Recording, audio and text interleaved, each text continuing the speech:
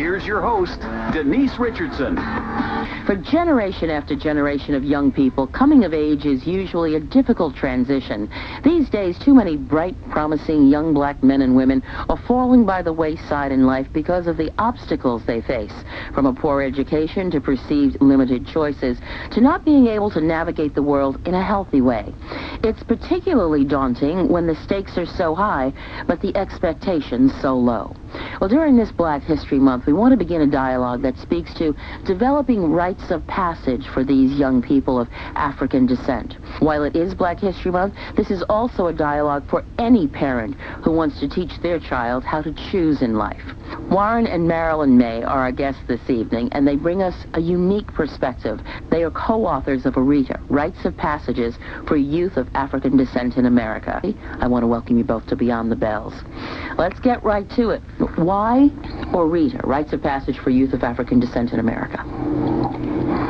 Well, we realized that this was a beautiful way to ceremoniously and officially and lovingly acknowledge the transition of our youth from childhood straight into adulthood. When I first got this vision, my wife and I, we saw a friend of ours do a Orita program for her son, and we were very touched by a moment in the ceremony where she presented that young man with a gold medallion and explained to him that this medallion was made from the jewelry that was donated by family members, and it was melted down into this one medallion. It was representative of their entire family's support and love for this young man. And we thought, wow, wouldn't it be a great thing to do for our son when he comes of age?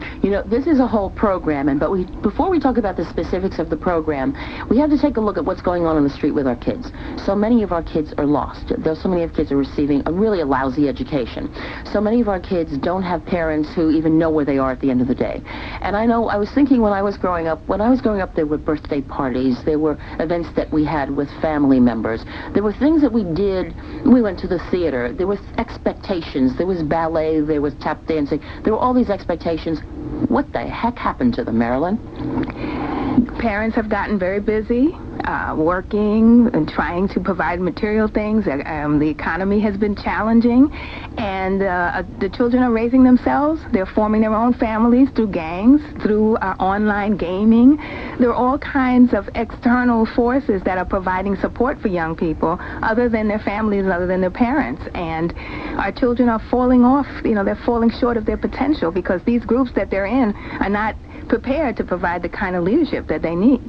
I was thinking about, I'm invited to a bat mitzvah, and I've certainly been to bar mitzvahs. Rite of passage, once again, where they're moving into being a woman, being a man. And there is nothing that I can think of right now, except maybe our next guest's book, that helps us transition our children, Warren. And that's so critically important in our society today, because like what Marilyn was saying, we leave them up to their own devices. Dr. Jeff in his book on parenting talks about the tumultuous teenage years. We don't take our children from childhood to adulthood. We take them to teenage years. And they stay there until they're 30 now. And it's a strange kind of way to live, because on the one hand, you're too old to claim the innocence of childhood, yet you're not old enough to be granted the privileges and the responsibilities of adulthood. And so you'll have to figure out that whole thing yourself. I want to bring in Dr. Jeff Gardere right now, since you mentioned his name, Warren. His book is Smart Parenting for African Americans, Helping Your Kids Thrive in a Difficult World. Dr. Jeff, please explain the specific difficulties that our young black men and women are having. I think it's some of the things that you, Warren, and Marilyn spoke about. The fact that many of our African-American children don't have a definitive identity as they once did. We all know, we're all in the same age range, that when we were coming up, there was the civil rights struggle, there was the struggle to establish a holiday for Dr. Martin Luther King, and many of our young African-Americans these days are not aware of of that struggle and are in a better world than we were in. There is much more equality, but there's still a lot of work that needs to be done. And I think many of our kids don't understand the importance of having an identity based in, rooted in their culture, and to understand what it is that they will face, that the reality is that even though they may have the best grades, even though they may come out of the best colleges, they still may be treated as second and third class citizens, and that's for the cream of the crop. When we're looking at kids perhaps who are having all sorts of behavioral difficulties, are dealing with poverty, are dealing with poor school systems, those kids are even at greater risk because they don't understand their identities, and therefore, as part of that, tend to act out in a way where they don't understand that the consequences of their actions may keep them from attending better schools in the future, or even having a more productive life with a criminal record that may follow them for the rest of their lives. You're listening to Dr. Jeff Gardere, psychologist, and also author of Smart Parenting for African Americans, helping your kids thrive in a difficult world. Part of this is about a vision for your life, and I don't know how many of us had one, actually, because when people presume that when you're successful, well, you had a plan. And these days, if you can't have a vision or a dream, how can you impart one to a child? Yes, and a big portion of Orita is visioning. We have a section of the program where parents get together and just brainstorm their ideas for their children. What would they like to see in their children? And what gaps do they see in their children? What are the things they look back on and say, well, when I was young, we could do this, but our kids don't. So we have a brainstorming session, and we just unedited list all the things that we would like to see, gaps we see that we'd like to see filled. We make a list, and from that list, we develop a vision for the program. So the parents define the vision of what's going to be done in the Orita program. And I love that, because in reading the book Orita, which I think is right on time for many of our children, because they do need this rite of passage. One of the things that Warren and you, Marilyn, talk about in the book is, yes, we must define this vision for our children, but we must take it even a step back. We must define a vision for ourselves as parents. And in both of you writing this fabulous book, you discuss how you had to do a lot of soul searching to see whether you, in fact, as parents, we as parents, are prepared to take our children over this threshold into manhood or womanhood. But we as parents need to define who we are, and we need to model behaviors and really have our acts together as African American parents in order to guide our children past this boundary.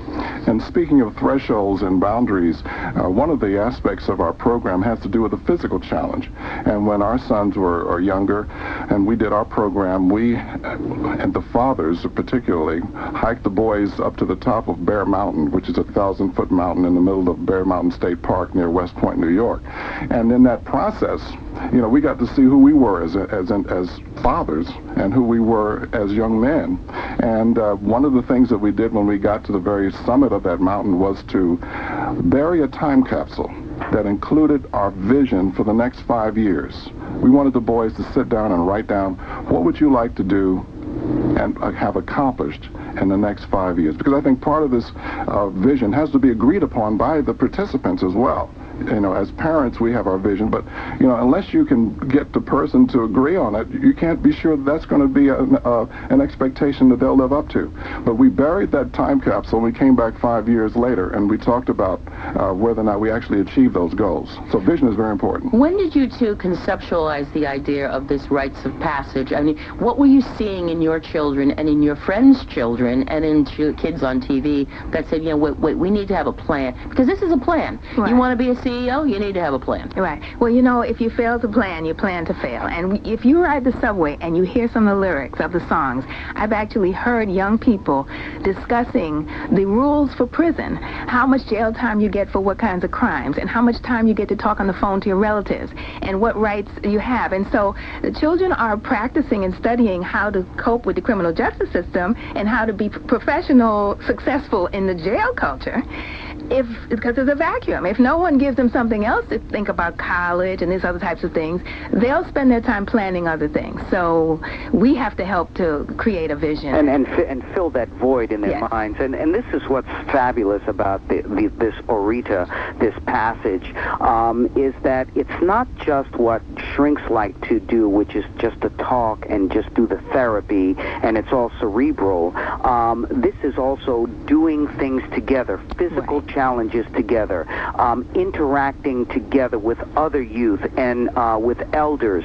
And so it is not just thinking about it, but doing it, the actual physical action that goes along with the thought. And that's why I think it's absolutely fabulous. Well, Jeff, how do you become a smart parent if you indeed, your child is confronted with, what do you call it, sneakers where they're not tied, they're wearing that style from prison, where you're confronted with the language in certain kinds of hip-hop songs? I mean, I wouldn't banish all hip-hop songs. How do you deal with what they're saying on TV versus how you want them to live?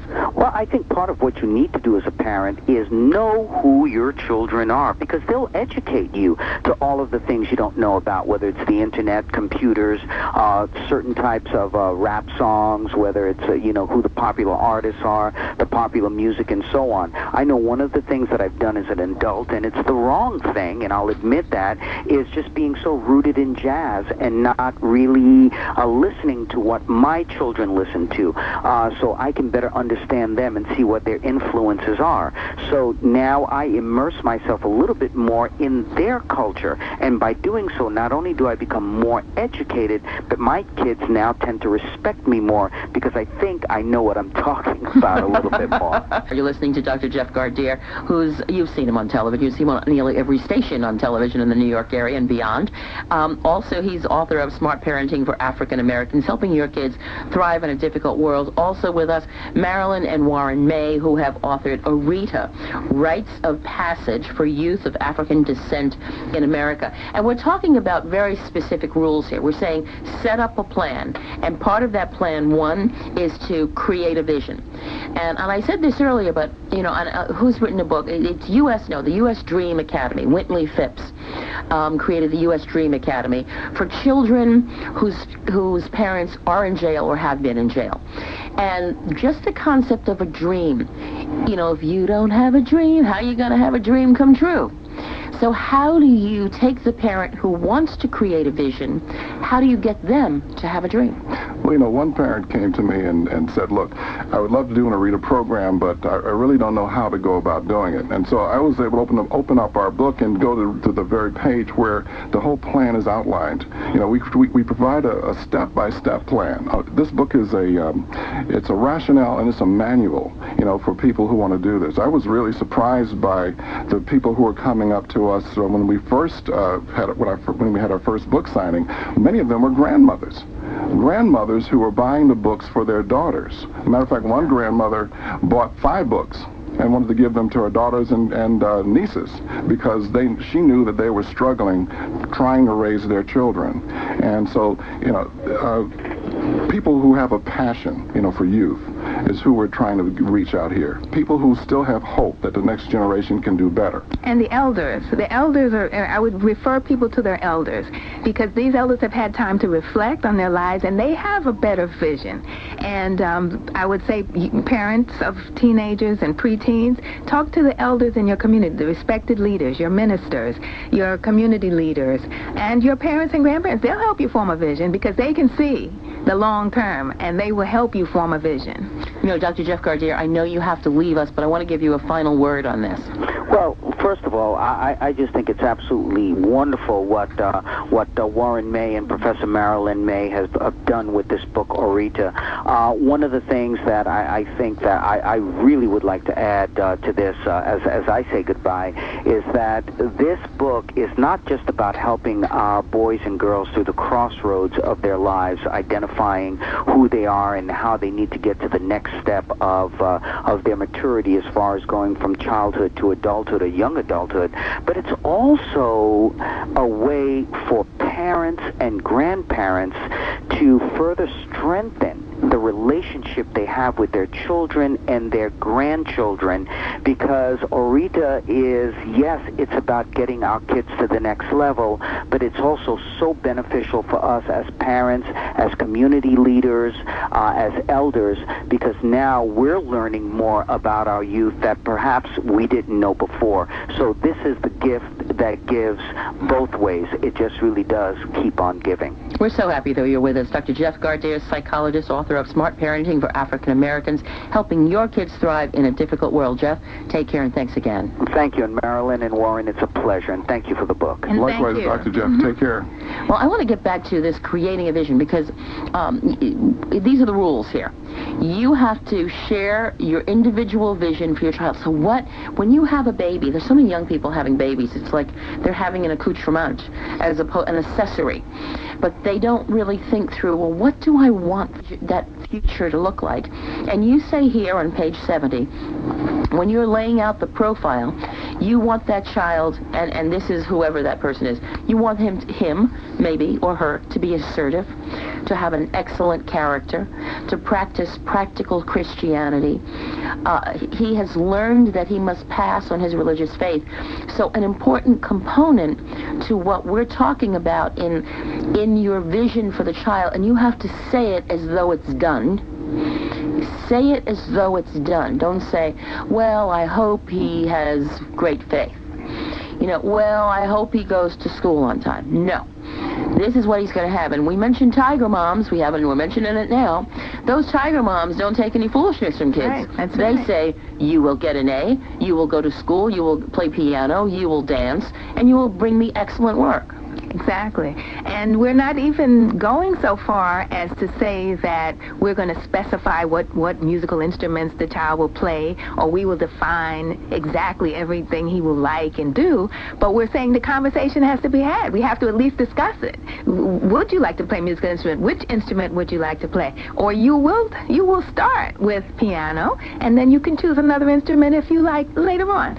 So we started our son with violin at 3. He didn't have a choice. And one of the reasons why we do Orita, we recommend doing it at 12, is the child is more malleable at age 12. You can work with a 12-year-old better than a 16-year-old. The originator of Orita did his rights, Dr. Frank Fair. We want to give him a shout-out. I don't know if he's still alive, but he started the Orita concept. His book is out of print. He did it with his son when he was 16, and we thought if we wait to 16, we're toast, because by 16, it's really difficult to turn a child around. So we started to go back to 12, because in many cultures, 12 leading into 13 is the age of adulthood. And we found that working with the 12-year-olds, they were still, you could work with them. They might give you a little bit of pushback, and it's not cool, and other kids aren't doing it, but you can convince them of the worthwhileness of it, and we were able to do that. I'm your host, Denise Richardson. I'm really pleased to be here with Marilyn and Warren Maye, authors of Orita, The Rites of Passage of Youth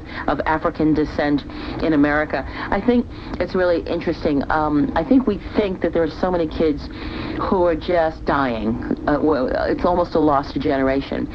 But it's that they're looking for structure.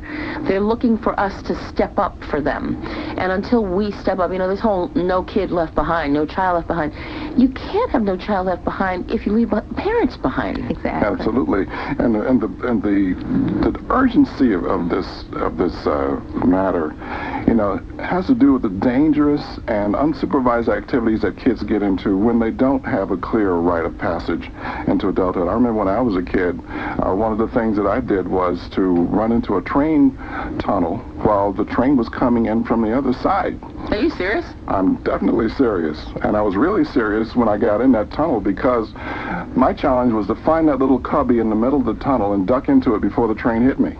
Now, my friends were outside waiting, and the idea was that if the train came through the tunnel and I emerged alive, I was a man. Rite of passage. Rite of passage. You could have killed yourself, but a rite of passage. That sounds crazy, but look at what kids are doing today. Girls think that if they have a baby, they can be a woman. Mm-hmm.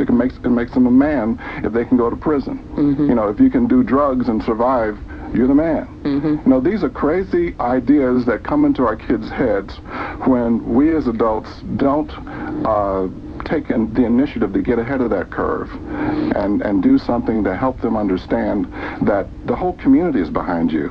You don't have to do these things. Here's how you can become a man and a woman that will be respected by all.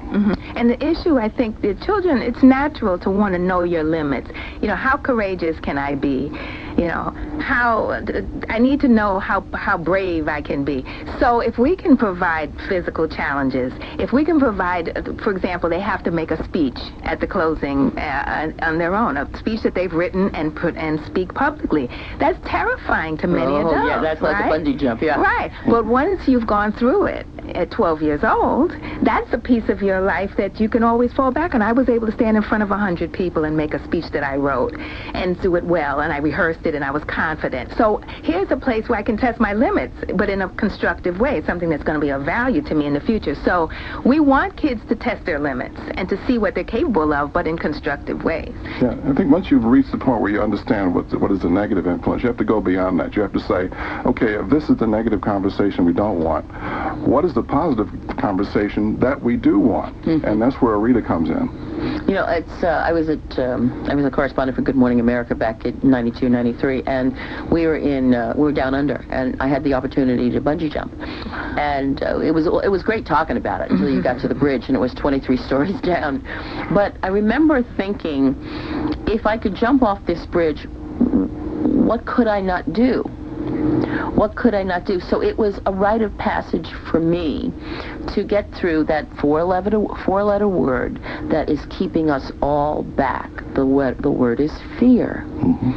So many people, they're afraid not to be one of the kids. They're afraid not to walk away from friendships that are detrimental. They're afraid as a parent to challenge the child. The economy we have, I think a lot of it is out of fear. People are afraid to invest because if we do that, we'll lose even more than we have. Fear is guiding us every day. In Egypt this past week, we're talking about fear. It started with protests that were quiet and elevated to people on horses and reported camels riding into a group of people. What is it doing? Demonstrating fear. Yeah. And the Bible says that God has not given us the spirit of fear, but of love and of power and of sound mind. And if we can impart that to our children, then they can have some tools to use when they're confronted with fear. We're all going to be afraid of something. But our character is built on what we do when we are afraid, in spite of it. Right. And Dr. Claude Steele has written a book with the title Whistling Vivaldi, and it talks about the fears that paralyze us in the workplace and in college and in school when we believe that because we're a person of color or a minority group or a group that has a negative stigma attached, that whenever I encounter stress, like I'm having a hard time doing a problem, it's because of my race. And so we have this internal conversation that says, uh-oh, here it is, I've reached the limit, which other people who are not stigmatized don't have. That when they encounter stress and doing a problem, they push through. So they persevere because they don't have this talk in their head that's saying, I've reached my limits now. And so this is this issue of facing the fears that we carry around with us that limit us, that hold us back, This is a powerful piece of the Orita process. One of the things that I always talk about is I watch the children in our program. Each parent had to make a presentation or bring a speaker. And some of the parents weren't well educated, didn't speak well. And when it was their night to make a presentation, their child would be so nervous for them. And you could see it was palpable. Yes. And it was moving, it was touching. And I realized, children often feel they can't go much beyond their parents. So if you see your parent as sort of weak and deficient, it kind of can make you feel that that's the limits for you.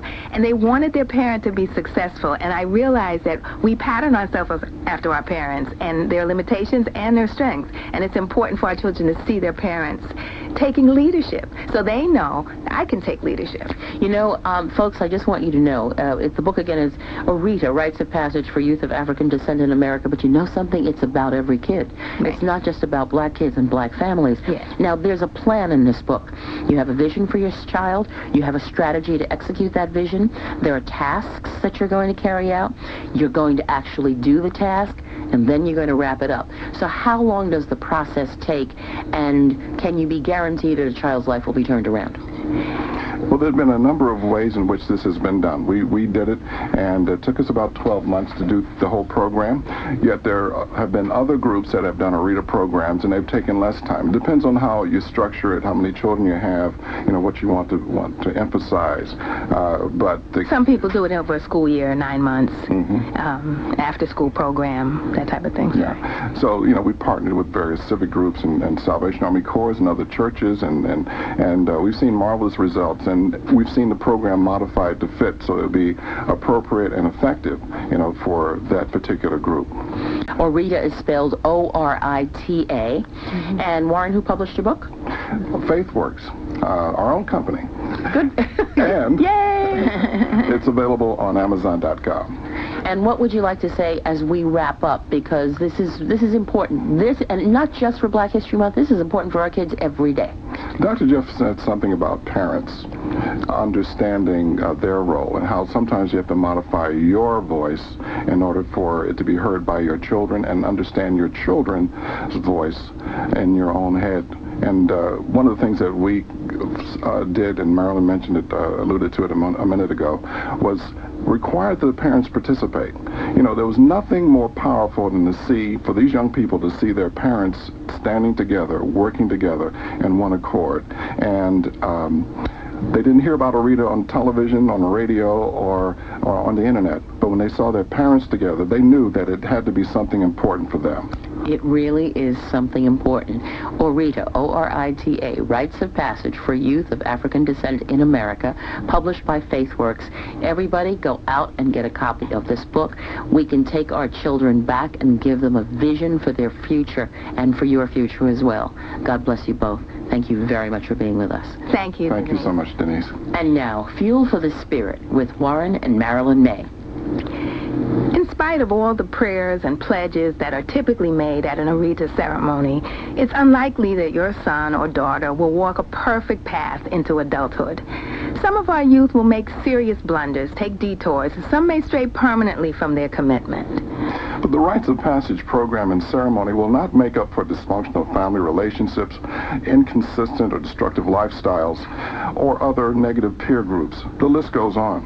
However, those of us who live by biblical faith hold firmly to the promise in Proverbs 22:6 that if we train up our child in the way he should go, when he is old, he will not depart from it. And training is what the Orita study component is all about.